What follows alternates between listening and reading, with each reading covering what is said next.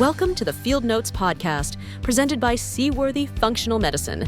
Seaworthy exists to help you overcome your complex health challenges so you can be fully vital. Now, here's your host, Dr. Rob Downey.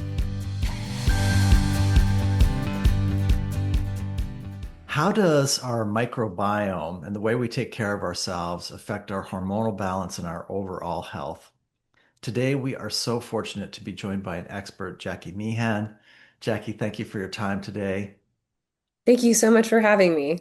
It was really fun just getting ready for today and chatting a little bit before we jump in.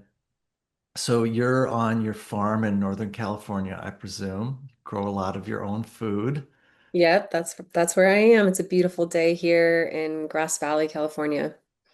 You're a nutritionist, you grow flowers, which made me think about my mom and even reflect back. She's one of my heroes, and reflect back on just my very earliest memories, the first flowers every spring, right? Seeing the daffodils and then seeing how excited she would be every year to go get all of the ones that were just for that year. And now she's in her 90s and she's just as excited every spring to go get her flowers as she was when I was 5 years old. Oh, that's amazing. Yeah, those first flowers of spring, the paper whites and the daffodils, they pack some punch. They're some of my favorites actually. Awesome. So I love what we get to do today in that you're very lifestyle focused, and we talked getting ready that while that's not necessarily the sexiest thing, it's the most important thing. And I think it's a great service for us to illuminate that for Mm, folks. One of the goals of the podcast is to keep it real. And and so we're going to talk today about what you uh, how you can teach people about the microbiome, what affects the microbiome, how our gut microbiome, the good bugs in our gut, are connected to our health, our hormonal balance. And then you also do testing, though, as part of what you offer folks. And at the end, we'll, as always, give people a way to connect with you. But your story led you here, your own circumstances. Is that right? Your own issues are like the winds of circumstance blew you into this. yeah. Do you Hmm. want to, is that a good place to start? That's a great place to start, sure. So I think, yeah, as many people who end up working in health, they typically have their own health story, and I have my own. My origin story kind of started with a cup of juice in Nicaragua, which led to a very serious bout of traveler's dysentery. Mm. But I came back from that trip and as a 25-year-old started seeing blood in my stool, which took me into a gastroenterologist's office. Woke up from a colonoscopy to learn that I had ulcerative colitis, which is a inflammatory bowel disease that typically has to be managed throughout your whole life. He gave me a prescription, went to the pharmacy, and I couldn't afford the prescription. So then I went down this wormhole of things I found on the internet, like natural cures, got so much worse. Eventually, I went and saw a naturopathic doctor who made some recommendations for just some dietary changes. And honestly, I think because I was so young, like those dietary changes made all the difference, and I was symptom free for years. And then when I came off the birth control pill, I went through like a whole nother wave of health drama. I developed or had PCOS and also started having some very crazy mood stuff happening in the second half of my cycle. I had premenstrual dysphoria disorder. So at that point, I didn't really understand the importance of gut health. I was really just I thought this was like a hormone issue. But as I went deeper down at the wormhole and started becoming more educated in the topic, and I actually went to school, I um, I learned how important gut health is for every other aspect of your health, and that was kind of the big game changer for me. And in addition to that, I think, as you mentioned, it's not just about these supplements or dietary changes. It really is this holistic approach and being willing to take inventory of my life and my habits, really like dial in the sleep and my beliefs and thoughts about myself. And this whole approach uh, changed my health and changed my life. And so now I have the great privilege of working with other people, mostly women who are going through digestive and hormonal chaos. And through functional testing and this holistic approach, we make some pretty amazing transformations. Mm, so cool.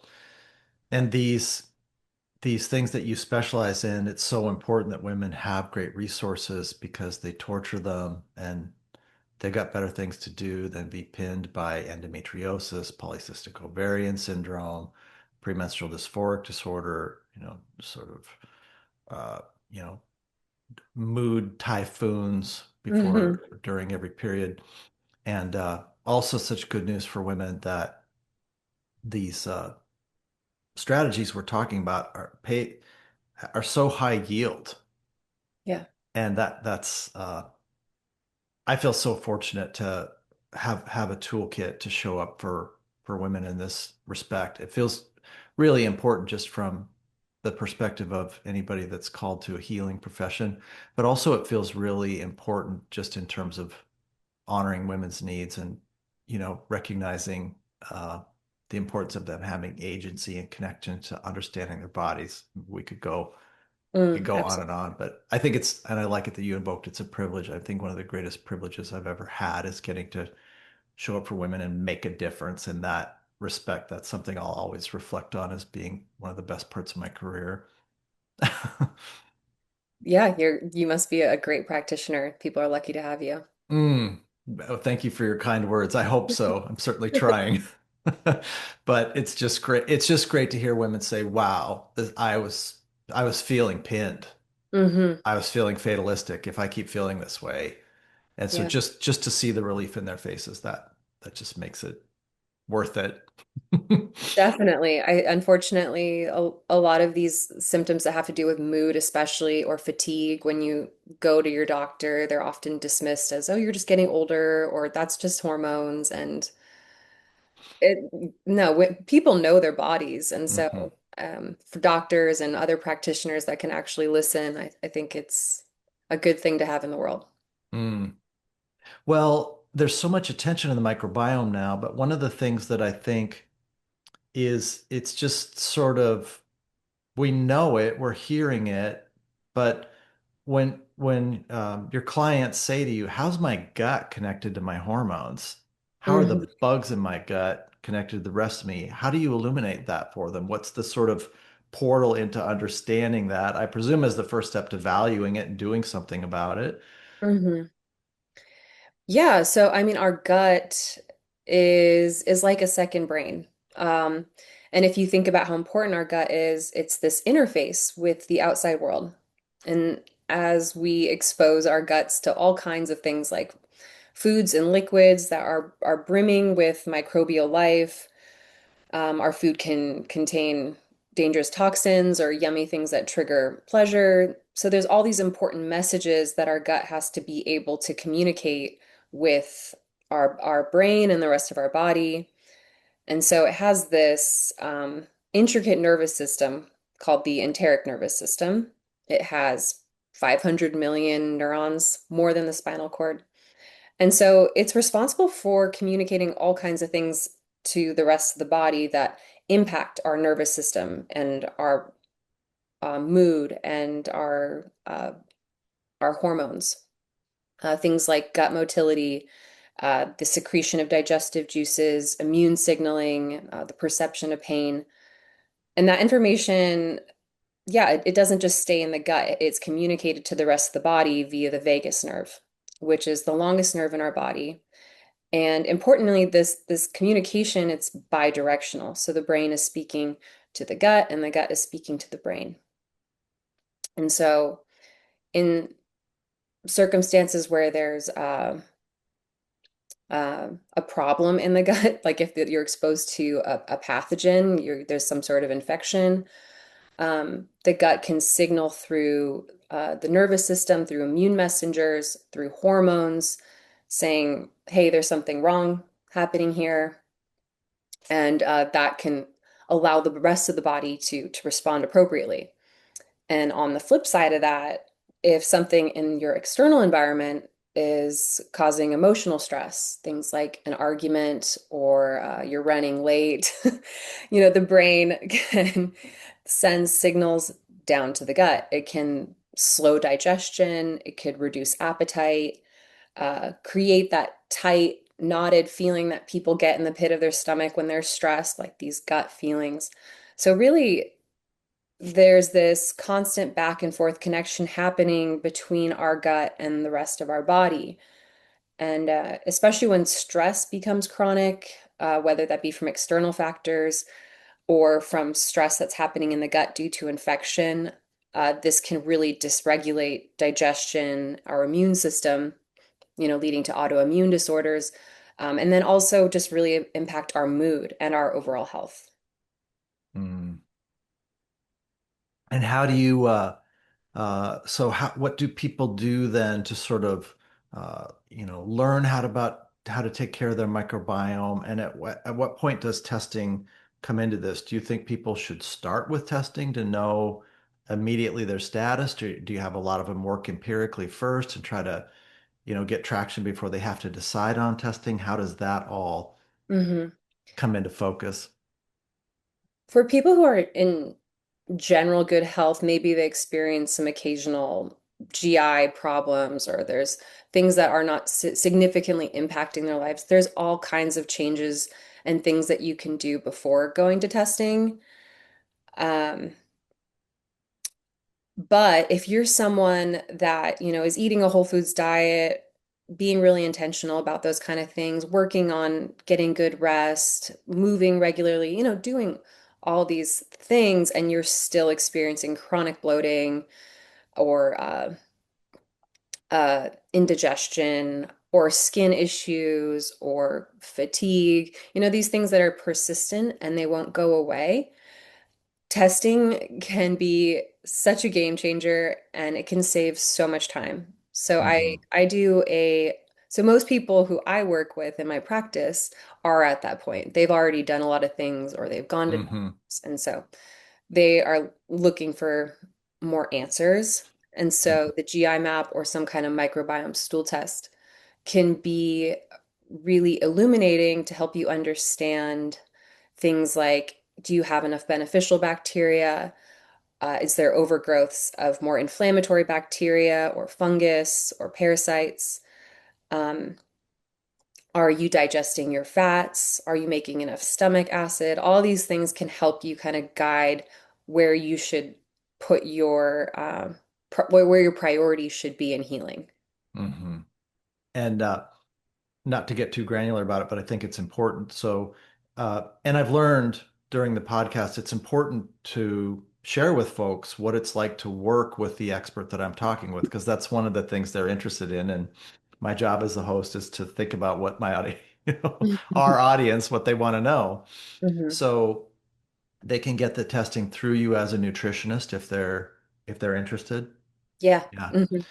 Yeah. And I didn't realize it until talking to a number of experts kind of this year that still access to testing almost invariably is through somebody that has the diagnostic testing account. There's somebody with some sort of certification who can get the person the test. So there is increased availability of self-testing. I would say I'm glad that exists kind of as a public health measure, but my observation would be people do better more quickly and they avoid sort of misadventures when they work with an expert to interpret the results. Yeah. Yeah. I've actually had people that they've done testing um more on their own and then they use like AI or something to give them instructions on how to, and then they're like, oh, and then I just got way worse. Yeah, yeah, it would be great if people could figure it out on there's it's gut health, gut rebalancing really, in my experience, isn't like anything else. It's its own critter. Yeah.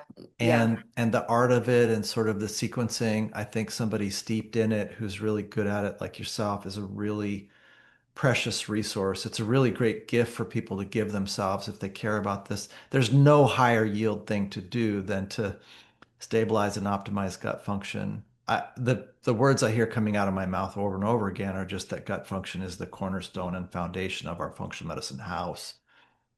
And Absolutely. Yeah. It's not just you are what you eat, but you are what you can absorb. And yeah, a lot of people, that's I think what we're saying is like you're doing all the things, maybe you've changed your diet and you feel like you're living this very healthy lifestyle, but if there's a lot of inflammation and hmm dysbiosis or imbalance in the gut, you're likely not absorbing a lot of the nutrients in your food and your body is so under-resourced. just so I get a chance to underscore that, because this I don't think is being talked about nearly enough. Mm, And I took my functional medicine training very seriously, but I didn't see these differences in assimilation of nutrients until I would get these micronutrient analyses come back, these Genova NutriVals hmm that show adequacy of antioxidants, B vitamins, minerals, potential need for probiotics, digestive enzymes, and amino acid adequacy. And the tests aren't the this particular micronutrient test doesn't measure the amount of B vitamins in the body, or it doesn't measure the amount of vitamin C. It measures whether or not the person's needs are being met. So functional testing. hmm And folks would be taking good care of themselves, and then their results come back and the person's wiped out. They're getting every affection that comes along. Their joints ache. They've got unhappy guts. They can't sleep. They're bummed out. And their NutrIval is just a wreck. And so they think, oh, well, I have to go buy $700 worth of a multi and a B complex and vitamin C and manganese and zinc and digestive enzymes, probiotics, and some fancy amino acid cocktail from some company that'll send me something that's got 700 milligrams of arginine and blah, blah, Yeah. blah. And then what we talk about is you're not assimilating your nutrients.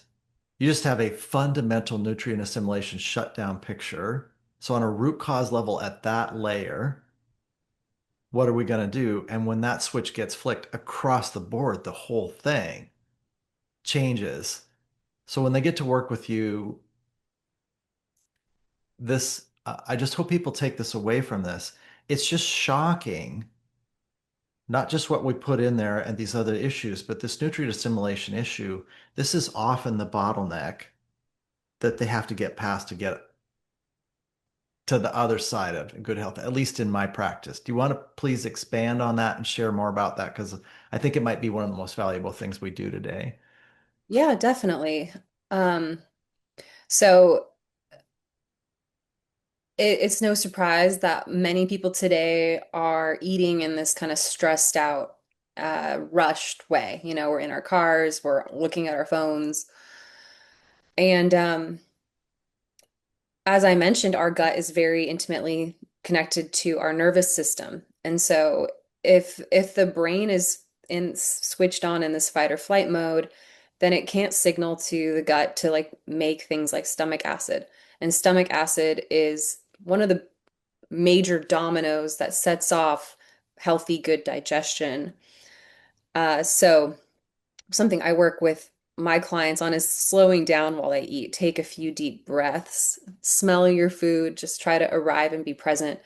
Use that brain connection to your gut to like signal it's time to start digesting food.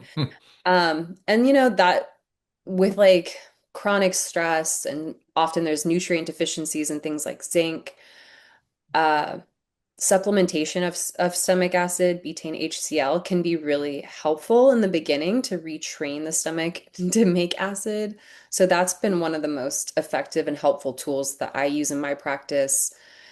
Um, so working on stomach acid, working on bile flow, these kind of things that like the body has these tools to digest food, but if they're not working, as you said, you're not going to assimilate those nutrients.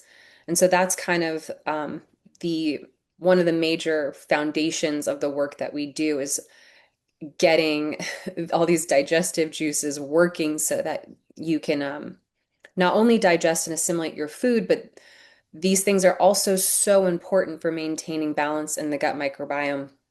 Stomach acid, for example, is this major line of defense against opportunistic microbes that are trying to get into the gut. Things that are on our food and water are, if you have enough stomach acid, will get killed in your stomach and won't get into the gut. But when people are chronically stressed or have nutrient deficiencies, a lot of things get through the gates and they can set up shop lower down in the gut. And many of these more opportunistic species produce these inflammatory compounds that weaken the gut lining and Mhm. making it more permeable, leading to issues like leaky gut. Mm.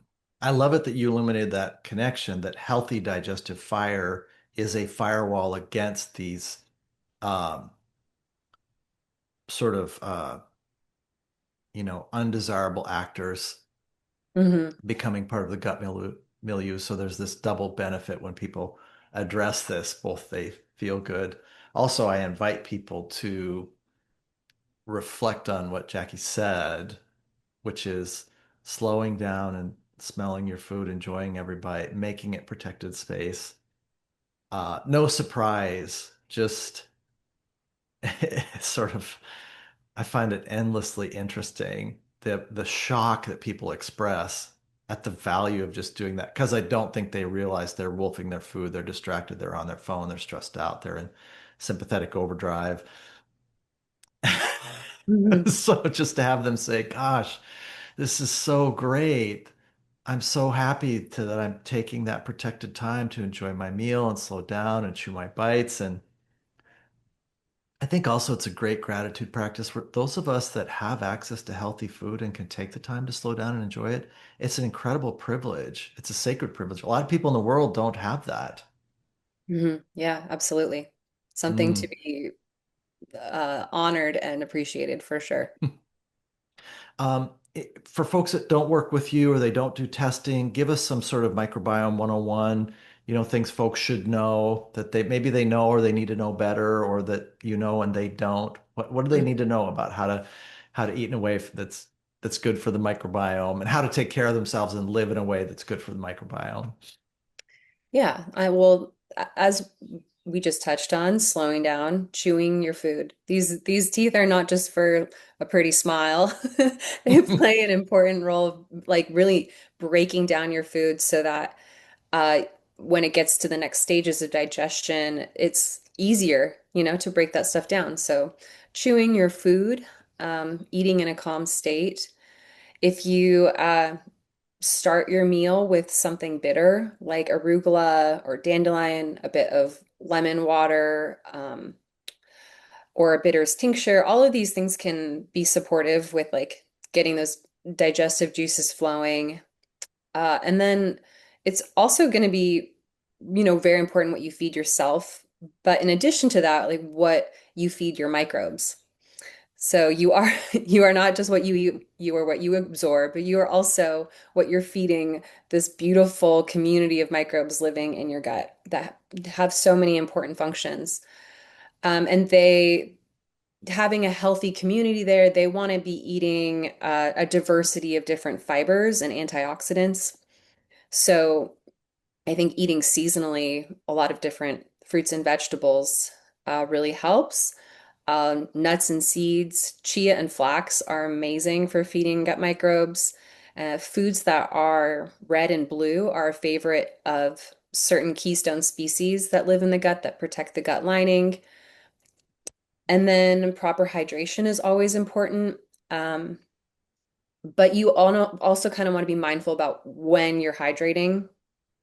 When you drink a little bit too much water while you're eating, that can dilute stomach acid and kind of impede digestion. So, drinking about half your body weight in ounces is a good goal to reach, but you want to get that away from meal times. Mm.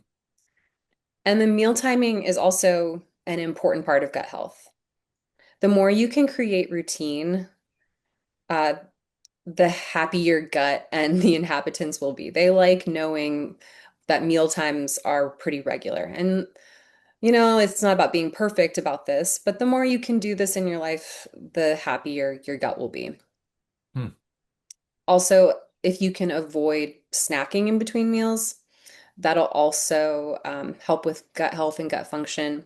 Our guts have this amazing self-cleaning mode called the migrating motor complex, but it can only run this like cleaning mode when it's in a fasted state. So if you're constantly grazing throughout the day, or if you're eating really close to bedtime, those kind of things can impact our gut health and lead to overgrowths, things like SIBO. So meal timing, eating a lot of good fibers, chewing your food, eating in a relaxed state, all those things are going to be really keeping your gut healthy and happy.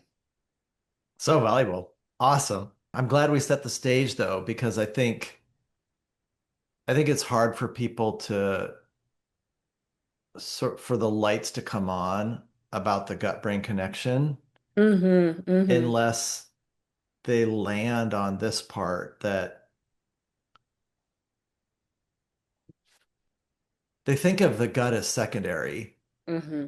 And that's because conventional medicine has drifted into treating the guts as plumbing, the brain as a computer, the nerves as wires. It's all conventional medicine's become very mechanistic, and many people's exposure to health information, unfortunately, is the sort of default misadventures of the conventional medical community, which is why I became a functional medicine doctor. So now we've got the stage set. Illuminate that for us, how this is connected to mood. Yeah, the microbiome that lives in our gut, I think, is just far underappreciated. And the more I learn about it, the more I am amazed. Hmm. Because the microbes living in our gut play a much bigger role in brain function and mood than I think a lot of people realize. From early on in your life, things like whether you were born vaginally or C-section, whether you were breastfed, whether you grew up in a more stressful or calm environment, all of these things can influence how your microbiome develops. And what's really interesting is the microbial environment doesn't just respond to the brain, it actually shapes brain development, especially early on. So when you're an infant, when the brain and the immune system and the stress response are all still being wired, gut microbes from usually like from your mother's vaginal microbiome, or if you were C-section from her skin microbiome, if you and then microbes from breast milk, these gut microbes help train the immune system on what's good and what's bad. And that training is actually really important for later on in life.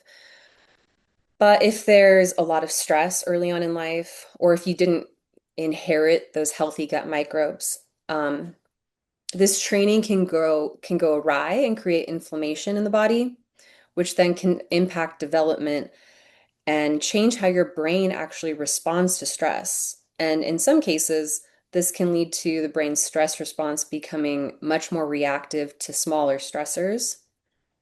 So it's not just the microbiome responding to the brain, it's the brain also being shaped by the environment of the gut. So, because the brain and the gut are so closely connected, the microbiome plays a very central role in gut function. So, the composition of the microbes that are in your gut can actually influence how reactive you are to stress. Um, One of the ways that microbes affect our mood and our overall health is they produce these things called metabolites. Metabolites are essentially these small chemical compounds that microbes produce when they break down food or when they interact with our bodies. And some of these compounds are structurally identical to neurotransmitters that we make, things like serotonin and dopamine and GABA. Scientists are still working out like how these metabolites affect our mood because it's not like we're producing these neurotransmitters in our gut and they're going directly to the brain because they can't cross the blood-brain barrier.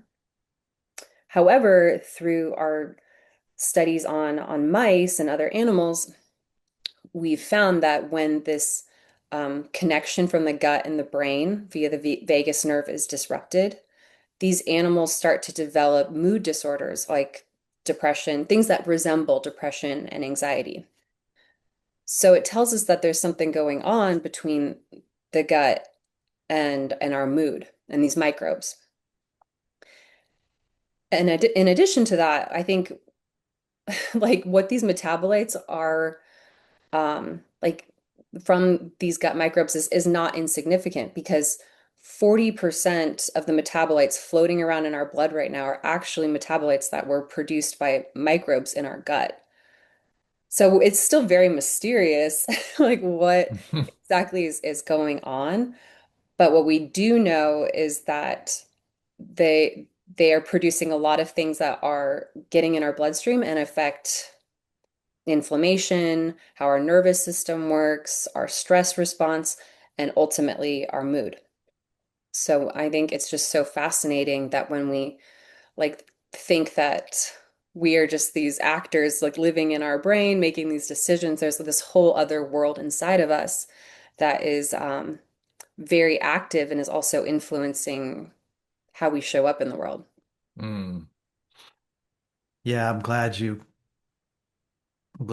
are focusing so much on it today. Again, I find that when people make a play to support the food plan that's a fit for them, a food plan that really supports their microbiome, they come back to the next visit or the next visits with me, and there's these watershed changes, these sea change type events. Thinking's clearer, joints are happier, skin is flatter, eyes are brighter, sleeping better, and these mechanisms that you just invoked, uh, you know, that's got to be a layer that's resulting in these manifestations that you and Hmm. I witness over and over again. So it can get people unstuck, but also just folks that want to take great care of themselves. Definitely. This is a really wise and important area. Also, other problems can't get fixed. People, just this part has to be addressed as a step in the overall picture. You cannot skip the step you're talking about today. Yeah, happy gut, happy life. And anything more you want to share about hormonal balance? One thing I would share is just literally yesterday, I was mentioning to a patient that a lot of folks are super, super interested in detox now, which I, oh, I sort of, it'd be great actually if the words that came out of everybody's mouth was detox biotransformation, because unfortunately, I think detox only talks about breaking down and getting rid of the things that are an insult to Mm. us, Hmm. but it's the liver, small bowel, et cetera, tissues in the body, cells in the body that break things down and clear them, not necessarily that are toxic, though that's part of it, but just anything that's got to be broken down and cleared and also recycled. Yeah. Uh, and then phase one and phase two are sort of making things into free radicals so they can be clipped to something. That's phase one. Phase two, six pathways out of the liver, basically, so that these get clipped to something made water soluble, leave via the urine, poop, or sweat. And then phase three detox, which is so important to hormonal balance, is happening in the gut milieu. Hmm. Or, I don't know if it's actually called phase three detox or just a bunch of us are bandying that about so people get a chance to hear that a lot of hormonal balance happens in the gut. But do you want to share anything about that or related issues today? Because I know this is a big part of what you do. And also, again, it's so important to women. What are the connections between what you've shared so far and hormonal health? Yeah, that's such a great question. And it's so often overlooked because I think You're right. People, I think maybe, oh, I've been bad, so now I'm going to detox and they'll do some cleanse. But our bodies are so good at doing their own detoxing if you give it the right tools. And especially for women in our hormonal health, but for men as well. But for women, um, in my practice, um, a significant driver of a lot of hormonal issues, things like really intense PMS or PMDD, PCOS, acne. A lot of these things come down to imbalances in the gut microbiome or something going on with bile function. But a overlooked aspect of hormone health is if you have certain overgrowths in the gut that um, processed excess estrogen that is supposed to be going through the bowels and being removed so that we can maintain balance, it can often get liberated by certain microbes that produce an enzyme that break it apart and allow it to be reabsorbed and recirculate. So that's a common driver of estrogen dominance or having too much estrogen in the body is because every time the body's trying to like get rid of it through the bowels, it's getting broken up by these bacteria and is allowed to get back into the body. And so, again, by working on bringing balance back into the gut microbiome with changes in diet, sometimes addressing overgrowths with antimicrobials, changing the timing of meals and avoiding snacking, all these little changes can allow not only for gut health to come back into balance, but hormones to also come into balance. Beautiful. Any other cool stuff you want our audience to know about? I think we could talk forever. I don't know which wormhole we want to jump into. This is pretty powerful at this point. I agree, yeah. How do people find you? So I have a website, JacquiMeehanNutrition.com. I do a weekly newsletter. There's also some good resources like a gut healing guide. I offer a free consultation to anyone who's curious about learning what it looks like to work with me. So if anything I've said today resonates with you, please find me and I would love to talk to you. Jacqui, I found it so inspiring getting to talk to you today. Really respect what you're doing and, just so cool. Yeah, thank you so much. Happy New Year. Happy New Year. Thanks for joining us for the Seaworthy podcast. Seaworthy exists to help people overcome their health challenges and be fully vital. If you think we've earned it, please consider giving this podcast a like, subscribing, and giving us a 5-star rating on the platform of your choice. Thanks.